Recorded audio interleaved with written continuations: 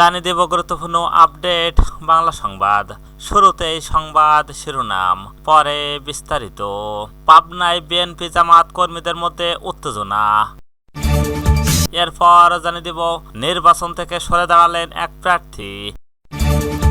আরও যা থাকছে, নির্বাচনে পক্ষপাতিত্ব প্রমাণ হলে পরিণত হবে ভয়াবহ, ইসি সানাউল্লাহ। আরও জানিয়ে দিব 22 বছর পর ময়মনসিংহে তারেক রহমান। এরপর যা থাকছে, বিএনপি ক্ষমতায় এলে আবারও উঠে দাঁড়াবে ডক্টর জালাল। আরও যা থাকছে, মিয়ানমার থেকে ছোড়া গুলিতে বাংলাদেশি 2 কিশোর আহত। সর্বশেষ জানিয়ে দেব, আমরা বিজয়ী হলেও কারোর বিরুদ্ধে প্রতিশোধ নেব না, ডক্টর শফিকুর রহমান, জামাতে আমির। এতক্ষণ শুনছিলেন সংবাদ শিরোনাম, এবার বিস্তারিত। তার আগে অনুরোধ থাকবে, আজকের এই ভিডিও সম্পর্কে আপনার মূল্যবান মতামত। ভিডিওটি ভালো লাগলে লাইক, কমেন্ট ও শেয়ার করে সবাইকে দেখার সুযোগ করে দিন এবং জানিয়ে দিন আপনি কোথা থেকে আমাদের এই সংবাদ শুনছেন এবং দেখছেন। পাবনায় বিএনপি জামাত কর্মীদের মধ্যে উত্তেজনা। পাবনা সদরের বুদেরহাট এলাকায় নির্বাচনী প্রচারে বাধা ও ভোট চাওয়া নিয়ে বিএনপি জামাত নেতাকর্মীদের মধ্যে হট্টগোলের ঘটনা হয়েছে।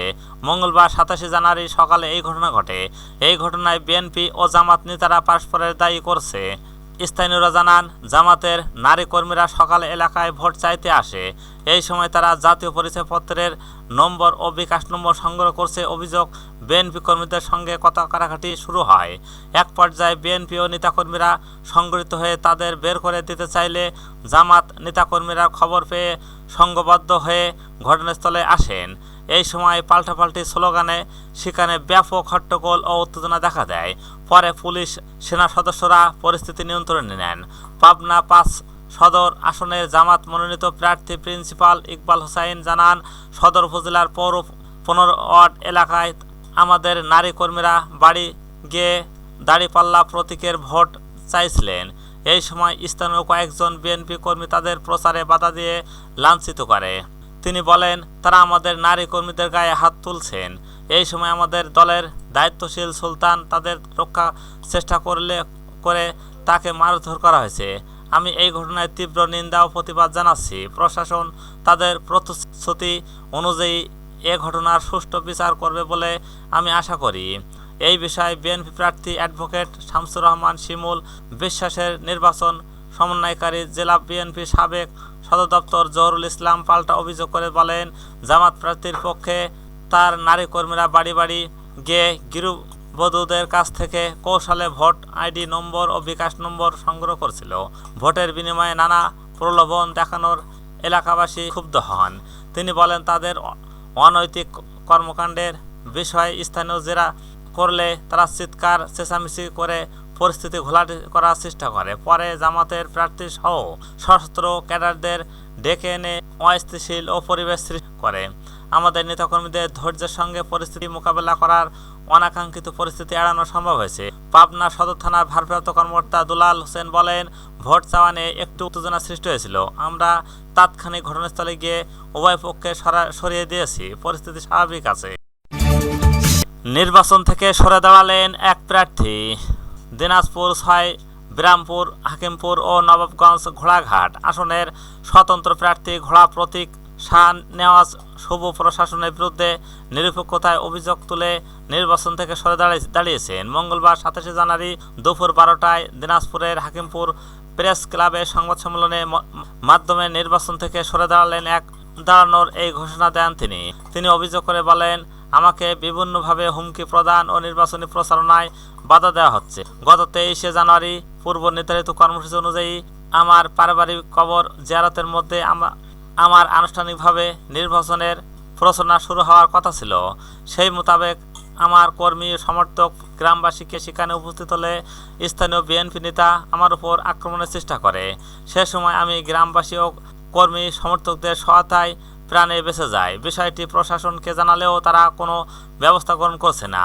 তারা সম্পূর্ণহীন, নীরব ও ভূমিকা পালন করছে। তিনি আরও বলেন, প্রতীক পাওয়ার পর 21 জানুয়ারি আমি রিটার্নিং কর্মকর্তার কাছে সংসদ নির্বাচন পরিচালনা ম্যানুয়াল নামের বই চাইলে উনি তা দিতে পারেননি।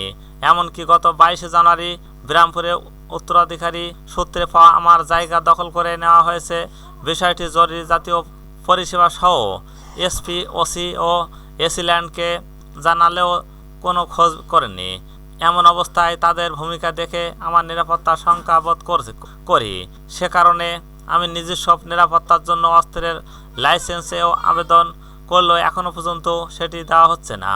নির্বাচনে পক্ষপাতিত্ব প্রমাণ হলে পরিণত হবে ভয়াবহ, ইসি সানাউল্লাহ।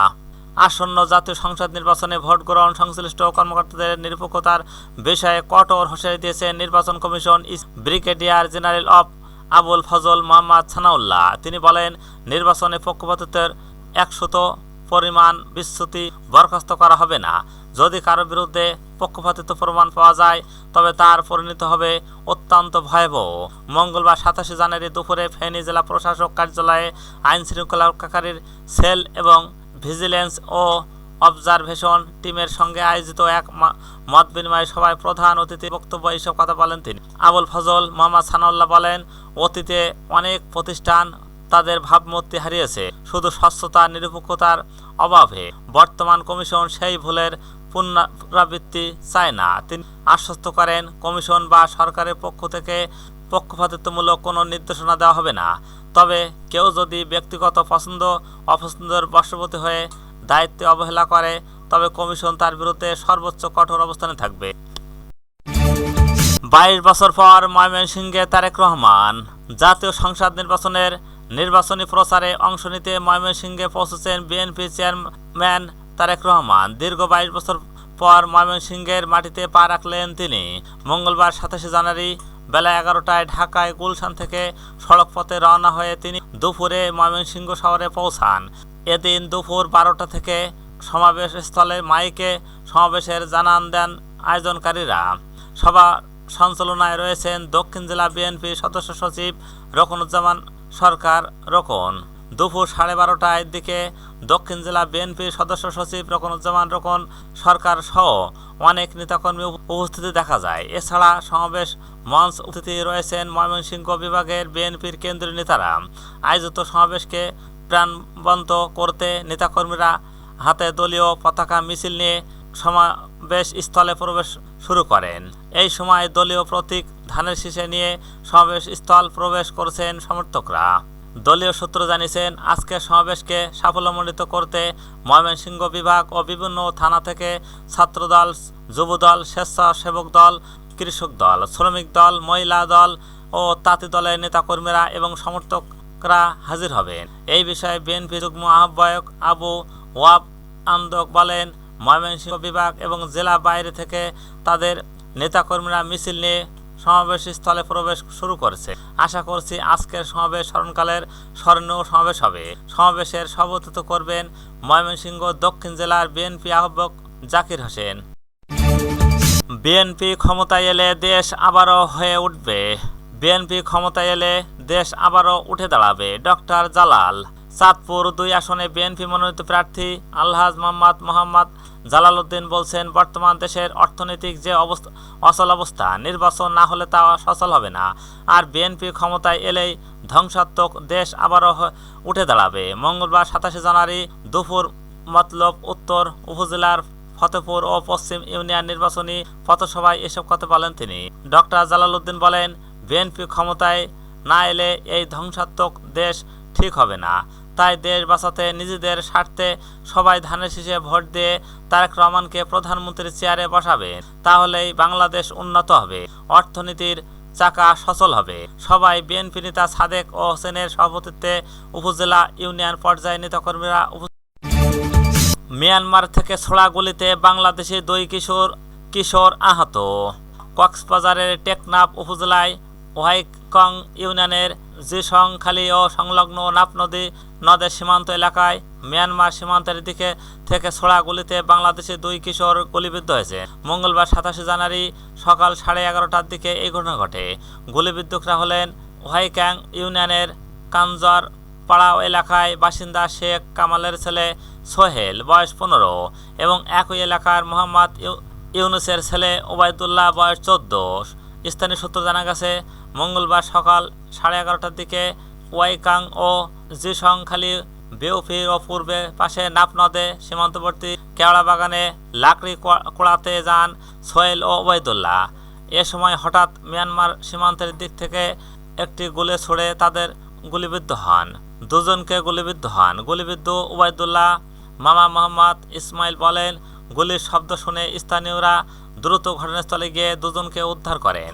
পরে গুরুতর আহত অবস্থায় তাদের উকিয়া, কুতুপালং ও এমএসএফ হাসপাতালে ভর্তি করা হয়। তিনি আরও বলেন, সোহেলের বাম পা হাত গুলি লাগে এবং ওবায়দুল্লাহর মাথায় গুলি এসে লাগে। বর্তমানে দুজনই অবস্থায় আশঙ্কাজনক বলে জানিয়েছেন চিকিৎসকরা। ওয়াইকং ও পুলিশ ফাঁড়ির ইনচার্জ পরিদর্শক এসআই খোকন কান্তি রুদ্র বলেন, নাপনদের দুই ছেলে গুলিবিদ্ধ হয়ে আহত হয়েছেন বলে আমরা জানতে পেরেছি। বিষয়টি খতিয়ে দেখা হচ্ছে। আমরা বিজয়ী হলে কারোর বিরুদ্ধে প্রতিশোধ নেব না। ডক্টর শফিকুর রহমান। জামাতে ইসলামীর আমির ডক্টর শফিকুর রহমান বলছেন, আমরা বিজয়ী হলে কারোর বিরুদ্ধে প্রতিশোধ নেব না, সবাইকে ক্ষমা করে দেওয়া হবে। তবে যারা কালো টাকার দিকে হাত বাড়াবে তাদের সেই হাত শক্তভাবে প্রতিহত করব। মঙ্গলবার 27 জানুয়ারি বেলা 12টায় সাতক্ষীরা সরকারি বালক বিদ্যালয় মাঠে নির্বাচনী জনসভা প্রধান অতিথির বক্তব্যে তিনি এইসব কথা বলেন। তিনি বলেন, আমরা জয়ী হলে ন্যায় ও ইনসাফ ভিত্তিক সমাজ প্রতিষ্ঠা করব। মানুষের সম্পদ ইজ্জতের দিকে কেউ হাত বাড়াতে পারবে না। আমরা কোনো অধিপত্যর কাছে মাথা নত করব না। আমাদের ভয় দেখাবেন না। ডক্টর শফিকুর রহমান বলেন, আমরা খবর পাচ্ছি আমাদের মা বোনদের উপর হামলা করা হচ্ছে, তাদের সম্মানহানি করা হচ্ছে। এদিকে ফ্যামিলি কার্ড দেওয়ার কথা বলা হচ্ছে, অন্যদিকে নারীদের অসম্মান করা হচ্ছে। এটি কিভাবে গ্রহণযোগ্য হতে পারে? তিনি আরও বলেন, আমরা যুব সমাজকে ভাতা দিয়ে ছোট করতে চাই না, বরং তাদের দক্ষ যোগ্য নাগরিক হিসেবে গড়ে তুলে দেশ গড়ার কাজে সম্পৃক্ত করতে চাই।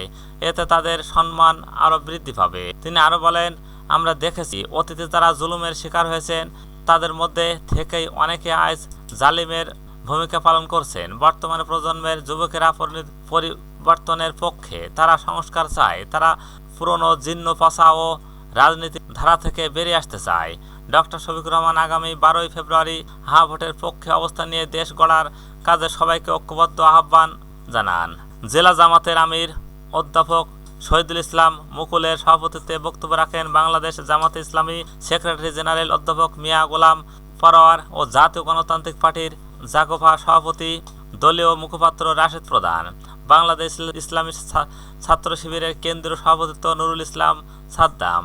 সাতক্ষীরা 1 আসন তালা কলারাও আসনের সংসদ সদস্য প্রার্থী মোহাম্মদ ইজ্জতুল্লাহ।